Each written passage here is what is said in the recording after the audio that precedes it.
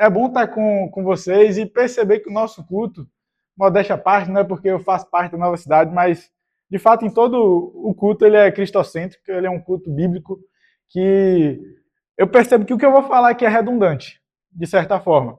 E é bom que seja redundante porque a gente vai falar mais sobre o Evangelho. Então, é muito bom que a gente possa estar na igreja assim, e que Deus ele nos permaneça dessa forma, sempre buscando evidenciar Cristo, a obra de Cristo, o Evangelho. E é isso que hoje a gente vai fazer mais uma vez. A gente vai ver hoje na exposição que a gente está fazendo na série de Disciplinas Espirituais, o evangelismo pessoal como uma disciplina espiritual. E eu acho que é engraçado, porque o Vini pregou sobre contemplação, né, e adoração. Acho que a contemplação e o evangelismo pessoal talvez sejam as disciplinas espirituais que a gente menos enxerga como disciplina espiritual. Coisa assim um pouco estranha. É bíblico, é correto e tal, mas é disciplina espiritual? E por que é disciplina espiritual?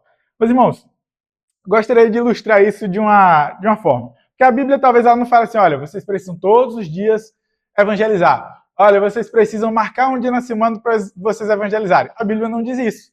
Mas a Bíblia dá uma ordem, vocês têm que fazer isso. E o que acontece? O meu cardiologista, por exemplo, ele fala, olha, você precisa fazer atividade física. Ele não me diz quando é que eu tenho que fazer atividade física. Ele me diz que eu preciso fazer isso e eu tenho que me disciplinar para fazer atividade física. Quem é casado aqui, às vezes, a esposa ou o esposo fala, olha, a sua obrigação é colocar o lixo na porta. Que dia é que o lixo passa? Você tem que procurar saber isso. Você tem que fazer tudo possível para cumprir essa sua obrigação. Se organizar, se planejar e ser disciplinado. Porque senão, não vai funcionar. Você vai ficar em falta, você vai falhar. Ou se você é um filho também, a mãe e o pai falam, olha, você tem que ir todos os dias estudar ali. Então, você precisa estudar, você precisa passar nas suas provas. O que é que você vai fazer? Se dedicar. Todo dia você tira um tempo, talvez você tire 2 horas, 1 hora. Você precisa cumprir isso. Então, disciplina espiritual, basicamente, a gente cumprir uma ordem que Deus ele mandou para a gente. E a gente vai cumprir, a gente vai entender porque que a evangelização pessoal precisa ser entendida, de fato, como uma disciplina, que a gente precisa organizar, a gente precisa se planejar para poder a gente conseguir fazer. A gente não pode simplesmente pensar assim, de fato, eu preciso fazer. Mas quando? Às vezes eu pergunto para o Gui, eu falei, Gui, você disse que ia fazer tal coisa, mas quando você estava planejando fazer isso? Não, eu ia fazer. Eu falo, mas quando você estava planejando fazer? É importante você saber quando você estava planejando fazer. Porque se fica muito solto, corre o risco de você não conseguir. Tem até alguma frasezinha aí de efeito que o pessoal usa, né? Quem não sabe onde vai, em qualquer lugar, tipo, meio que já é o suficiente, né? Ou então você fica parado, você fica estagnado, você vai para canto nenhum. Mas a gente vai entender que a gente precisa caminhar em direção a praticar essa disciplina espiritual tão importante, que é a evangelização pessoal. Outro desafio que surgiu, né? Falei, meu irmão, quando vai falar sobre a evangelização e isso como uma ordem, geralmente todo mundo vai em Mateus 28, do 18 ao 20 ali, né? E de pregar o evangelho a toda criatura, ensinando todas as coisas que tenho vos ordenado ali. Aí eu fiquei, caraca, acho que o Cris já pregou sobre isso. Aí outro dia eu fui num texto de Marcos, que era similar, para não fazer igual, né? Hoje eu falei, meu Deus, já preguei em Marcos, o Cris já pregou em Mateus, o Cris já pregou em Romanos também 10, que fala sobre isso. Aí eu fui me deter a pensar também um pouco sobre isso. E eu cheguei no livro de na carta de 2 Coríntios, no capítulo 5, do verso 17 ao 21. A gente vai se deter nesse texto hoje. A gente vai ler esse texto juntos e depois a gente vai verso a verso expondo aqui e vendo o que esse texto ele traz para nós. 2 Coríntios, capítulo 5, do verso 17 ao 21.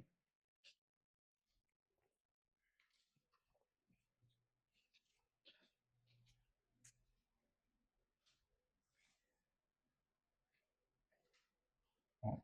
Aqui está na NVT, mas eu vou ler na NVI, porque geralmente a versão que eu uso, eu até esqueço que a gente lê na NVT. Mas não tem problema não. E vocês vão acompanhando aí, a gente vai juntos fazendo essa leitura. O texto sagrado diz assim: portanto, se alguém está em Cristo, é uma nova criação. As coisas antigas já passaram. Eis que se fizeram novas. Tudo isso provém de Deus, que nos reconciliou consigo mesmo por meio de Cristo e nos deu o ministério da reconciliação. Ou seja, que Deus em Cristo reconciliou consigo o mundo. Não levou em conta as transgressões dos homens e confiou a nós a mensagem da reconciliação. Portanto, somos embaixadores de Cristo e Deus faz seu apelo por meio de nós. Por amor a Cristo, suplicamos, reconciliem-se com Deus. Pois foi por nossa causa que Deus tratou como pecador aquele que não tinha pecado, para que nele nos tornássemos justiça de Deus. Amém, meus irmãos? Vamos orar nesse momento, pedir para que Deus ele nos conduza no aprendizado da sua palavra. Senhor Deus, nós te louvamos, Pai. Te louvamos que o Senhor é um Deus grande, um Deus poderoso, um Deus santo, um Deus justo. E sabemos, Deus, que mesmo sendo tão grandioso, tão poderoso, o Senhor se importa conosco. Então escuta, Deus, a nossa oração nesse momento. Te pedimos que nos guie, Deus, através da sua santa palavra, para que a gente possa retirar dela o nosso sustento, que ela guie e ilumine, Deus, os nossos pensamentos, a nossa conduta, o nosso caráter, e que nos conforme a sua imagem, Deus, a cada dia. Em nome de Jesus, Pai, conduz todo esse momento para a honra e glória de seu nome. Amém. Meus irmãos, eu escolhi para a gente dar hoje, como eu disse, né, a carta aos Coríntios. Só que o Vini até estava falando mais cedo, né, que tem alguns desafios, por exemplo, nesse texto ou nesse capítulo. Mas essa carta em si, ela já é uma carta desafiadora, porque ela é uma carta um pouco mais complexa, digamos assim. Ela é a carta talvez mais pessoal de Paulo. Ou seja, Paulo em alguns momentos vai expressar muita intensidade nas coisas que ele está falando, ele está tratando sobre diversos assuntos, e às vezes a gente fica ali tendo um pouco de dificuldade de entender como é que tudo se conecta. Mas não tem problema, porque uma coisa é sempre presente nos escritos de Paulo, uma tônica é muito forte, que é a tônica do Evangelho. É isso que vai nos nortear hoje na mensagem e nessa palavra. Então essa complexidade aqui ela vai ficar de escanteio. Em outro momento, inclusive, eu espero que a gente tenha momentos para poder desfrutar de uma exposição mais longa, né, como a gente fez em Filipenses, só que nas cartas de Paulo aos Coríntios. Então, hoje, meus irmãos, a gente vai desfrutar desse texto, começando a partir do verso 17. A gente vai fazer uma exposição verso a verso. Eu gostaria de reler o verso 17, que diz assim: portanto, se alguém está em Cristo, é uma nova criação. As coisas antigas já passaram, eis que se fizeram novas. Esse trechinho bem conhecido de todos, a gente até tratou em algumas EBDs, né? A gente citou esse versículo, e ele é bem importante, ele é bem significativo. Nos versos anteriores, também a gente vai ver, né, que Paulo está ali falando que a gente não pertence mais a nós mesmos. Nós não pertencemos mais a nós mesmos. Mas além da gente não pertencer a nós mesmos, ou melhor, inclusive porque a gente não pertence a nós mesmos, nós nos tornamos novas criaturas, transformadas, regeneradas por Cristo e o poder da sua vida, morte e ressurreição. O que Cristo fez por meio da sua morte na cruz foi nos fazer participantes agora de uma nova era. Agora somos também uma nova criação. As coisas velhas, elas passaram. Se éramos escravizados, dominados pelo pecado antes, graças a Deus já não somos mais. As velhas condutas também ficaram para trás. A falta de propósito também ficou para trás. Isso não significa dizer que, como a gente já estudou aqui nas ABDs, agora a gente é completamente perfeito. Mas a gente tem um novo rumo agora, a gente foi transformado, a gente caminha em uma nova direção, a gente agora é capacitado a ter novas vontades, a responder à ação de Deus. O que Paulo está dizendo ecoa em algo que foi dito também pelo profeta Isaías. Isaías 43, 18, 21, que vai ser um texto também que vai apontar uma realidade escatológica, mas a gente já vive nos últimos tempos, a gente já vive nesses tempos escatológicos. O texto vai dizer assim: esqueçam o que se foi, não vivam no passado. Vejam, eu farei uma coisa nova. Ela está prestes a acontecer. Vocês não a percebem? Até no deserto vou abrir um caminho e riachos no ermo. Os animais do campo me honrarão. Os chacais e as corujas, porque os chacais e as corujas, porque fornecerei água no deserto e riachos no ermo, para dar de beber ao meu povo, ao meu escolhido, ao povo que formei para mim mesmo, a fim de que proclamasse o meu louvor. Deus está fazendo coisas novas, inclusive a nós, transformando a nossa vida. A gente já desfruta dessa realidade que Deus ele está fazendo, ele está realizando. Nos versos 18 e 19, a gente vai ver que o texto diz: tudo isso provém de Deus, que nos reconciliou consigo mesmo, por meio de Cristo, e nos deu o ministério da reconciliação, ou seja, que Deus em Cristo reconciliou consigo o mundo, não levou em conta as transgressões dos homens e confiou a nós a mensagem da reconciliação. Essa transformação, meus irmãos, foi drástica na nossa vida. E só poderia ter vindo de uma pessoa, como o texto diz. De alguém, Deus. Somente Ele poderia nos reconciliar com Ele mesmo. Mais ninguém. Quem derrubou o muro gigantesco de inimizade que existia entre nós e Deus foi Deus. Não foi a gente. Foi Deus quem preparou tudo. Através de quem? De Cristo, que nos reconciliou, nos tornou seu povo escolhido. Foi através dos méritos de um só homem, que foi plenamente justo, que não conheceu o pecado. Agora, homens injustos como nós, pecadores, podem agora se voltar para Deus.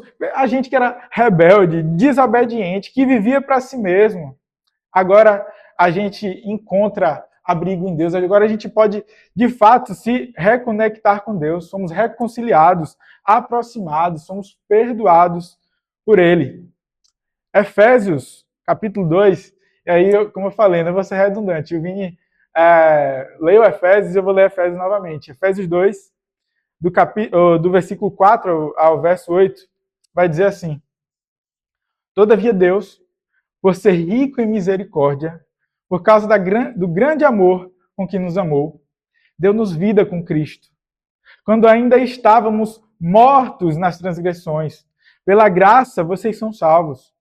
Deus nos ressuscitou com Cristo e com Ele nos assentou nas regiões celestiais em Cristo Jesus, para mostrar nas eras por vir a incomparável riqueza da sua graça, demonstrada na sua bondade para conosco em Cristo Jesus.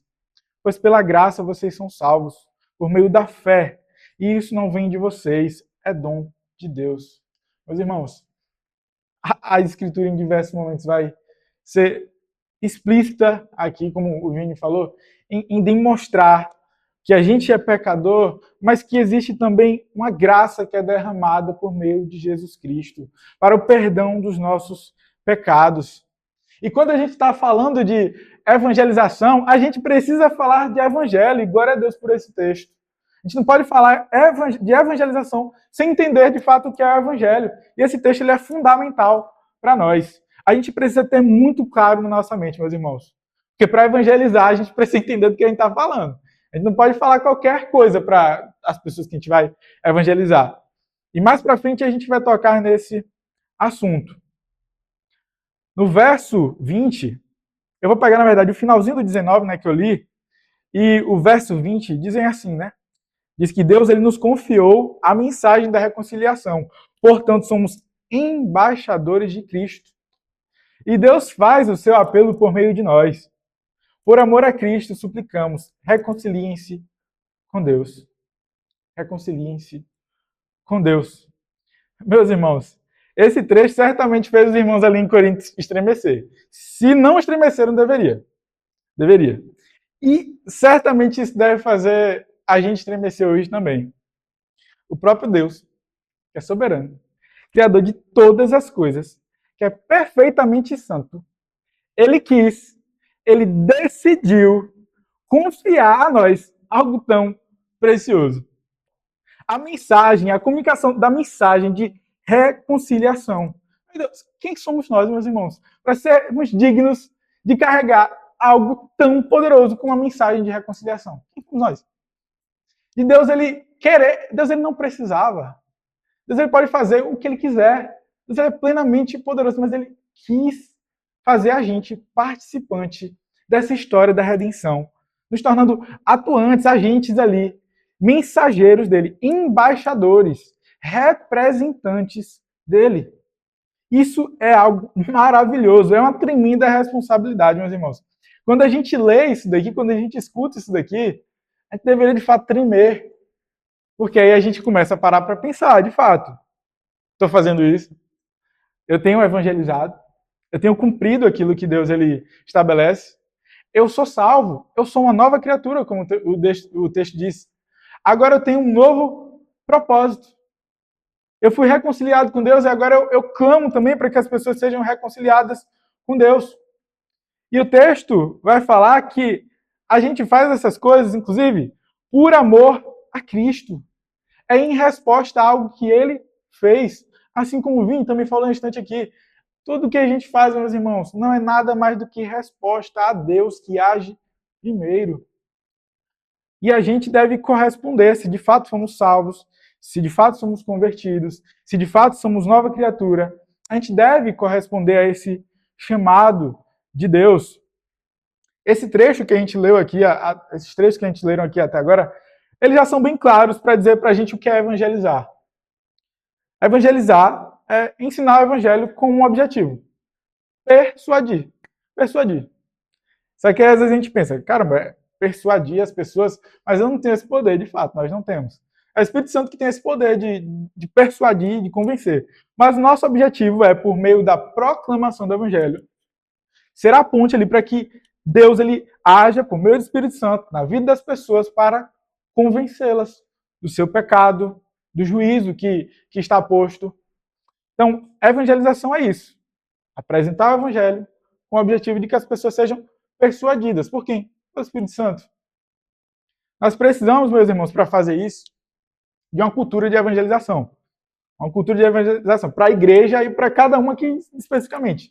Precisamos fazer parte dessa cultura de evangelização. Mas isso não quer dizer, meus irmãos, por exemplo, que a gente precisa de vários programas formais aqui da igreja. Agora a Nova Cidade tem 7 dias por semana programas para evangelizar na cidade aqui. Um dia a gente vai na praça, outro dia a gente vai, sei lá, no trabalho das pessoas, no outro dia a gente vai, sei lá, fazer 1 milhão de coisas aí. Pense aí. A gente vai criar programas específicos, para todo mundo estar aqui. É isso que a Bíblia requer de nós e que, para a gente criar essa cultura de evangelização, para a gente colocar em prática esse chamado, a gente precisa de toda essa estrutura? Não. Pelo contrário. Muitas vezes a gente vai ter que deixar as formalidades, atividades formais da igreja, para conseguir, de fato, evangelizar pessoalmente as pessoas. Imagine aí uma igreja que todo mundo tem que ir todo dia nela. E que tempo você tem, sendo que você trabalha geralmente de manhã, de tarde, vai para a igreja de noite? Em que tempo você para evangelizar as pessoas? Que tempo? Lembre também que durante essa semana você tem que preparar as coisas de casa, arrumar, você tem estudo, várias coisas. Em que momento da semana você vai conseguir evangelizar alguém? Se depender dessa agenda, em nenhum momento. Mas às vezes a gente se engana achando que porque a gente vem para a igreja, a gente está cumprindo essa função. Olha, o pastor está lá na frente, ou o seminarista está lá na frente, ou um outro irmão está lá na frente pregando. O evangelho está posto, quem quiser é só abrir a porta e chegar. Mas a gente vê que as escrituras vai falar que isso é obrigação pessoal de cada um de nós. Óbvio que quem tem esse ministério de pregar num púlpito, pregar para a igreja, vai desenvolver isso de uma forma mais abrangente para várias pessoas e tudo, mas nós, de fato, muitas vezes não fomos chamados para isso, mas somos chamados para, no nosso dia a dia, conversar com uma pessoa que está ao nosso lado, na escola, no trabalho, na faculdade, na nossa casa, na família. Continua sendo a nossa obrigação. Então a igreja ela não pode ser nunca uma ferramenta de atrapalhar isso. Então, graças a Deus, pela Nova Cidade, se preocupar com isso. Eu espero que a gente mantenha esse foco. é algo que a gente nunca pode perder de vista. Esse objetivo de ter tempo de evangelizar as pessoas. Vocês percebem, a gente tem culto ao domingo de manhã, a gente tem os PGs de 15 em 15 dias e algumas outras atividades também, uma vez a cada 15 dias. Então, sobra tempo para a gente fazer isso. Então, graças a Deus, a gente tem se preocupado com isso. Mas isso, de fato, não é a realidade de muitas pessoas e muitas igrejas. Então, que a igreja não seja um empecilho para a gente evangelizar. Isso pode acontecer, meus irmãos, infelizmente. Outra coisa que eu comecei falando no começo, é a gente precisa se disciplinar a praticar a evangelização. Caso contrário, meus irmãos, vai ser muito fácil a gente criar desculpa para não compartilhar o evangelho com as pessoas, por qualquer motivo que seja. Eu não vou evangelizar essa semana não, porque tá tudo muito corrido, porque minha vida tá um caos. Enfim, vai dar diversos motivos. Mas pare, organize sua vida, organize o caos da sua vida para você conseguir cumprir algo que é fundamental. Deus, ele, por misericórdia, concedeu a cada um de nós esse benefício de proclamar o evangelho da salvação, meus irmãos. Isso é algo gracioso, algo muito bondoso da parte de Deus. E o que é que a gente tem feito com isso? E eu não falo isso porque eu sou melhor que vocês, não. Porque toda vez que eu leio esse texto, toda vez que eu leio a respeito disso, eu sou muito confrontado. Vou fazer até uma exposição aqui do meu pecado. Algumas pessoas, todo mundo foi convidado da Nova Cidade a estar lá no chá do Felipe ontem, no chá de bebê do Felipe. Eu preparei uma mensagem. Quem ficou até o final não escutou essa mensagem. Porque eu simplesmente esqueci. A Nath também, com a correria, a gente organizando as coisas. Quando já estava todo mundo indo embora, a mensagem. Aquilo que a gente até se programou para fazer, a gente chegou lá na hora, alterou a ordem e tal, a gente não fez. E, inclusive, a gente foi dormir conversando sobre isso. O fato de a gente ter tido uma oportunidade tão grande de pessoas da nossa família que não eram cristãs e ter escutado uma mensagem evangelística naquele dia. A gente ficou muito pesaroso a respeito disso. Inclusive, foi lançado um desafio para nós na semana passada pelo pastor, que durante a semana a gente tivesse um momento para cumprir esse evangelismo. Que a gente não teve a ponte, né, que é a nossa atividade em igreja para evangelizar outras pessoas, né? A gente não teve esse momento e a gente criou esse desafio. A gente ia conseguir cumprir esse desafio lá, mas infelizmente a gente falhou. Então, foi falta de organização. Mais que a gente tenha pensado sobre isso, mas a gente deixou de cumprir algo que era muito bom. O mundo não acabou por causa disso, a gente vai ter outras oportunidades, mas que inclusive fique claro, né, para quem estava lá, né, que a gente não foi alheio a pensar sobre isso, mas a gente falhou em, de fato, executar. E a gente precisa de ser intencional nisso, a gente precisa se planejar, a gente precisa organizar, senão não vai funcionar, infelizmente. Como a dieta que a gente fala, não, eu vou começar. Vai começar quando? Vou fazer academia. Quando? Dê uma data, diga quando você vai fazer. A evangelização, pronto, dê uma data, diga quando você vai fazer. Organize com um mês de antecedência.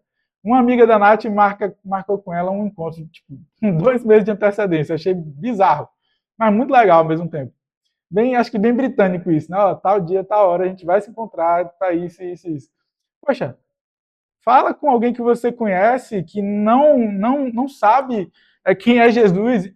Eu digo para vocês, tem gente que não sabe quem é Jesus. Tem gente que não sabe. A gente foi com o pessoal da Convenção Batista Alagoana em um local aqui perto.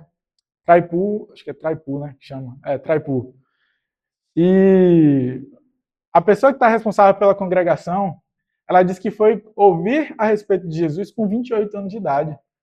Foi um dos maiores lamentos da vida dele. E ele teve que sair do estado dele. Ele foi para o Mato Grosso e alguém no Mato Grosso apresentou o evangelho para ele. E ele decidiu voltar para Alagoas, para o sítio onde ele morava, para apresentar o evangelho para outras pessoas. Ali, ele começou um PG, um pequeno grupo. Já deu 80 pessoas nesse pequeno grupo, meus irmãos. De um cara que, aos 28 anos, escutou o evangelho de Jesus em outro estado e voltou, porque queria apresentar Jesus para outras pessoas. E eu acho que ele, inclusive, ainda vai para Mato Grosso algumas vezes, mas ele planeja um ano dele para que ele consiga evangelizar. Isso é muito impactante e confronta a mim. Porque às vezes eu fico pensando, eu sou muito acomodado. Eu sou muito acomodado. Eu preciso, de fato, me planejar para fazer aquilo que Deus ele me chamou para fazer, para aquilo que ele me transformou para fazer. Grande parte do nosso problema também, meus irmãos, a respeito de proclamar o evangelho, entender isso como uma disciplina espiritual, se deve ao fato da gente não enxergar muito bem a importância desse chamado dispensado sobre a igreja. O Mac Stiles, nesse livrinho aqui, Evangelização, que me impactou muito, foi a primeira vez onde eu escutei falar que evangelização é uma disciplina espiritual. Ele vai falar algo muito legal. Ele vai dar alguns contornos bem intensos para a gente a respeito da urgência da evangelização. A primeira urgência que a gente escutou aqui é que isso é um chamado de Deus para nós. Mas vamos ver o que ele diz aqui, ó. Os evangelistas são como conselheiros experientes chamados para conversar com pessoas que ameaçam cometer suicídio. Seu objetivo é convencer os que estão a ponto de saltar da borda. Os conselheiros não usam força física nem mentem. Usam a verdade, a esperança e a razão a fim de persuadir. Permanecem tranquilos e calmos. Além disso, são amáveis, pois sabem que uma vida está em risco. Com eles, nos valemos da esperança do Evangelho para raciocinar. Também mantemos a calma e somos amáveis porque nos lembramos do que está em jogo. Nosso objetivo é persuadir as pessoas a saírem da borda. E ocorre um grande alívio quando alguém é persuadido e se dirige ao braço seguro do Salvador. Meus irmãos, por que a gente precisa evangelizar? Porque tem gente indo para o inferno. É por isso que a gente precisa evangelizar também. Primeiro, porque é um chamado do nosso Deus, ele nos conclama a fazer isso. E porque tem gente indo para o inferno. É urgente. Ele compara aqui com alguém que está prestes a cometer um suicídio. A pessoa está na borda, na beirinha ali. E aí a gente faz o quê? Vai deixar? Óbvio que a salvação das pessoas não está nas nossas mãos, sem Deus. Mas a gente é embaixador para anunciar essa esperança. Olha, existe salvação. Olha, você é pecador de fato. E isso vai levar você à destruição. Mas olha, existe um Salvador. Olha, existe alguém que fez algo maravilhoso. Sai desse caminho. Vem comigo. Deixa eu te apresentar e te mostrar aquilo que salva a sua vida. Aquilo que vai te dar sentido, propósito. E é isso que a gente precisa pensar, meus irmãos. Quando a gente botar a cabeça no travesseiro, muitas vezes a gente pensa, caramba, talvez eu não esteja cumprindo o meu chamado, eu preciso prestar atenção nisso. Eu preciso prestar atenção nisso.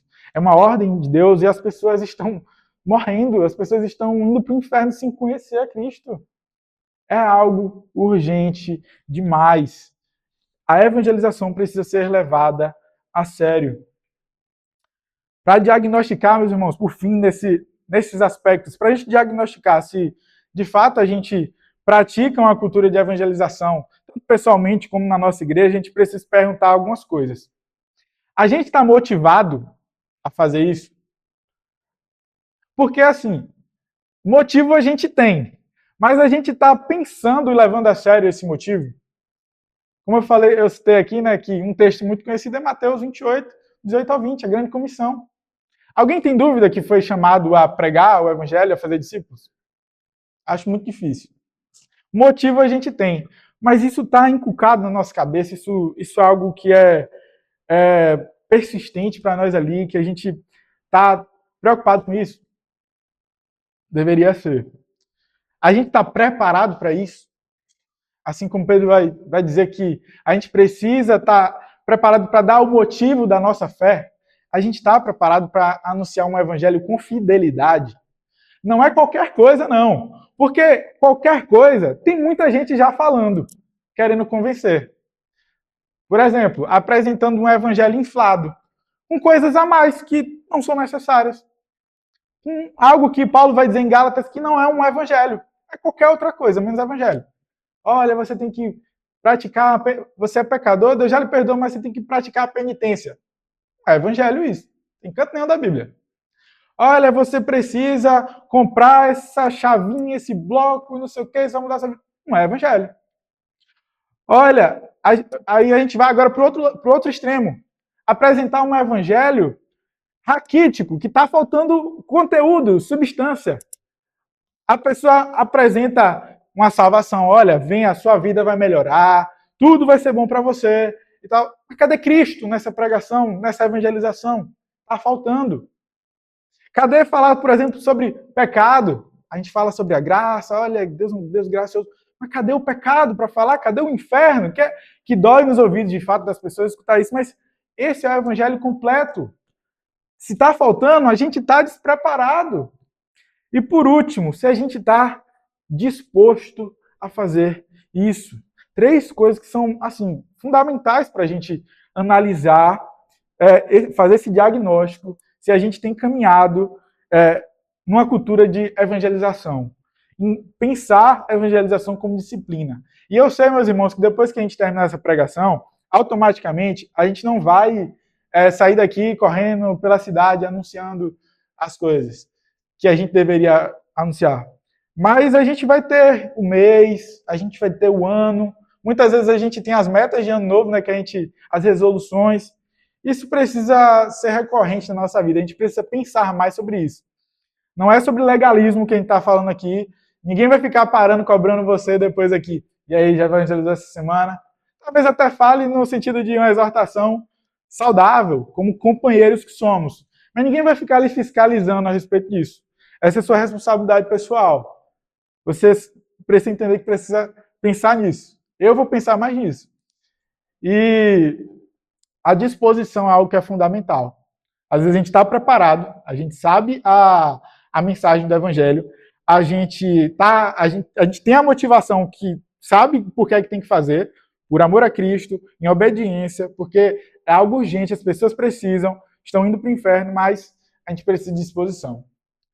Sair do nosso confortozinho ali, do lugar que a gente está, e de fato ir fazer o que precisa ser feito. Agora a gente vai para o versículo final, que é o verso 21, que diz assim: Pois foi por nossa causa que Deus tratou como pecador aquele que não tinha pecado, para que nele nos tornássemos justiça de Deus. Se a gente tremeu no versículo anterior, a gente treme dobrado aqui agora nesse. Porque aquele que não tinha pecado sofreu o peso dos nossos pecados, meus irmãos. É isso que está sendo dito aqui, de forma muito clara. Isso me envergonha. Isso me envergonha. É algo que é de fato pesado. Mas a gente vai ver aqui que não termina nas notas negativas. Termina com algo que vai trazer esperança para as pessoas e para nós. Mas antes disso, eu queria citar um outro livrinho que tem aqui, que é do Ray Outland, que é o Evangelho, também da série 9 Marcas. São livros muito bons. Se você está pensando se você quer pensar mais sobre evangelismo, sobre evangelho, pega esses livrinhos aqui, ainda tem mais um que eu esqueci de trazer, que é o Discipulado. É um pacote assim que vai lhe ajudar muito bem a ficar pensando sobre isso. A gente estudou sobre esses livrinhos aqui nos nossos PGs um tempo atrás.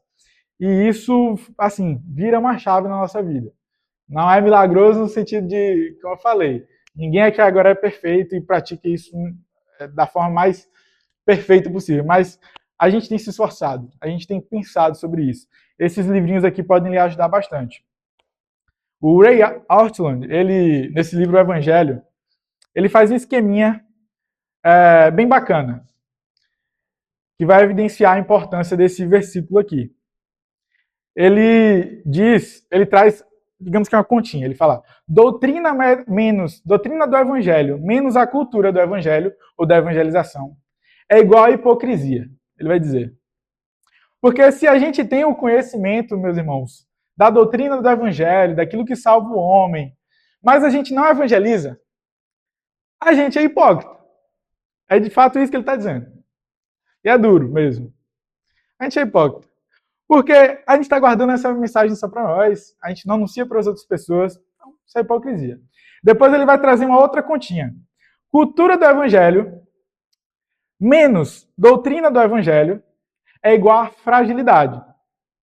Ou seja, se a gente tem uma cultura de evangelização, mas a gente não tem uma vida compatível com isso, a gente não tem um evangelho de fato genuíno, enraizado, isso é fragilidade. Foi o que eu falei para vocês. A gente vai compartilhar com outras pessoas um evangelho inflado, cheio de coisa que não precisa, ou a gente vai transmitir um evangelho raquítico que não tem substância, não mostra pecado, não mostra Cristo. Então, é frágil. Aí, por último, ele chega em algo que é muito bacana. A doutrina do evangelho mais a cultura do evangelho é igual a poder.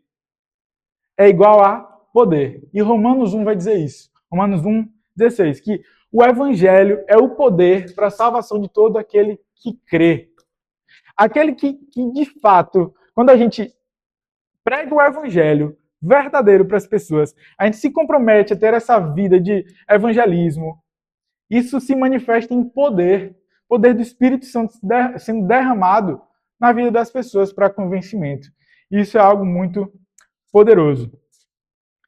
Por último, meus irmãos, esse verso aqui, ele representa um pequeno esboço de pregação para a gente. A gente lê novamente aqui, o verso 21. Pois foi por nossa causa que Deus tratou com um pecador aquele que não tinha pecado, para que nele nos tornássemos justiça de Deus. Se você quiser, você pode pegar isso daqui, sentar um dia com alguém, destrinchar isso bonitinho aqui, que você vai poder apresentar o evangelho para alguém. Paulo ele está dando essa oportunidade aqui, depois de falar para a gente sobre a nossa missão, sobre aquilo que Deus ele fez em nós, ele apresenta mais uma vez o evangelho e resume muito bem isso aqui para a gente. Ele faz esse esqueminha aqui que a gente pode usar. É a síntese do que a gente precisa comunicar. O próprio Deus encarnado, na pessoa do Filho, Jesus, ele se fez pecado por nós. Ele padeceu numa cruz, sofrendo. Não somente fisicamente, mas espiritualmente, bebendo do cálice da ira de Deus. Que era o quê? O peso dos nossos pecados, a condenação que era para ser destinada a nós, foi lançada sobre Cristo. Aquele que é justo se fez injusto para que a gente fosse apresentado diante de Deus puro, limpo e sem mácula. É isso que esse último versículo está dizendo para nós. A mensagem que a gente foi convocado a proclamar, meus irmãos, é uma mensagem de salvação. É uma mensagem de livramento, uma boa notícia para aquele que está aflito. E ela é o poder de Deus. Para a gente finalizar, só duas aplicações. Como embaixadores de Cristo, nós devemos nos comprometer a anunciar o evangelho que nos salvou. Deus ele nos salvou e nos incumbiu dessa missão, meus irmãos. Nos dando também uma ferramenta para a gente fazer aquilo que ele nos ordenou. Ele nos deu o próprio evangelho. E a gente é salvo por ele e a gente comunica esse evangelho para outras pessoas. Basicamente é isso que a gente precisa fazer. Segundo, a evangelização precisa fazer parte da nossa agenda. Além de comprometimento, cumprir esse chamado vai exigir de nós organização e planejamento. Ninguém aqui, eu não vou conseguir, vocês não vão conseguir ter uma vida de evangelização se a gente não se planejar para isso, se a gente não se organizar. Se a gente não marcar com as pessoas, se a gente não tirar um tempo de qualidade. Às vezes a gente deixar de fazer coisas mesmo. Às vezes sofrer por isso vai exigir um tipo de sofrimento de nós. O evangelho ele significa isso. Deixar de estar, às vezes, numa programação que a gente gostaria, porque é o tempo que alguém disse que tinha para poder se encontrar com a gente. E a gente precisa fazer isso. Se dedicar nessa missão para a glória de Deus. Para finalizar, eu queria ler só um texto que está em Filipenses 2, de 4 a 11, que diz assim: cada um cuide não somente dos próprios interesses, mas também dos interesses dos outros. Seja o modo de pensar de vocês o mesmo de Cristo Jesus. Apesar de ser Deus, não considerou que a sua igualdade com Deus era algo que devia ser usado como vantagem. Antes, esvaziou a si mesmo, assumindo a forma de servo, tornando-se semelhante aos homens, sendo encontrado em figura humana. Humilhou-se e foi obediente até a morte, e morte de cruz. Por isso Deus o exaltou à mais alta posição e lhe deu o nome que está acima de todo nome, para que ao nome de Jesus todo joelho se dobre nos céus, na terra e debaixo da terra, e toda língua confesse que Jesus Cristo é o Senhor, para a glória de Deus Pai. Meus irmãos, se a atitude de Jesus foi humilde, foi de abnegação, foi de se importar com os outros, mais do que com ele mesmo, essa deve ser a nossa atitude.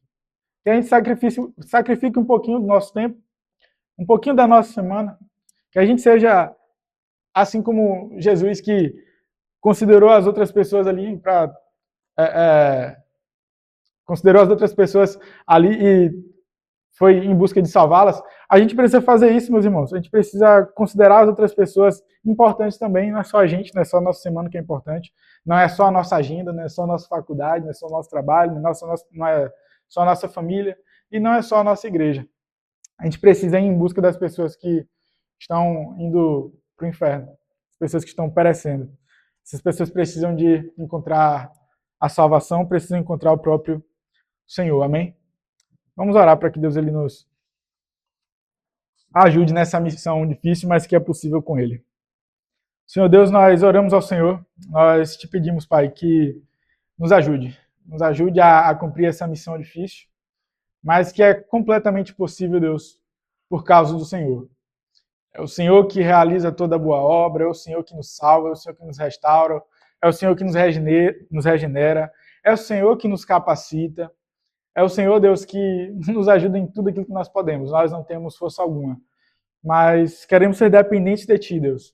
Queremos obedecer ao Seu chamado, queremos cumprir, Deus, aquilo que o Senhor estabeleceu para nós, como um povo santo, regenerado, escolhido, transformado pelo Senhor. Chamado para anunciar a boa nova de salvação, a chamar, Deus, as pessoas para um encontro real contigo, transformador. Que a gente seja a ferramenta do Senhor, Deus, para alcançar os perdidos. Ajuda-nos como igreja, Pai, a fazer isso e a, dia após dia, Deus, se preocupar com o destino das pessoas, o destino eterno, com algo que é fundamental. Que a gente acrescente, Deus, tanto quanto possível, pessoas no nosso meio, de acordo com a sua vontade. Que a gente seja, de fato, discipuladores, evangelísticos, e que amemos mais, Deus, a sua palavra, o Senhor e ao próximo. É isso que te pedimos. Amém.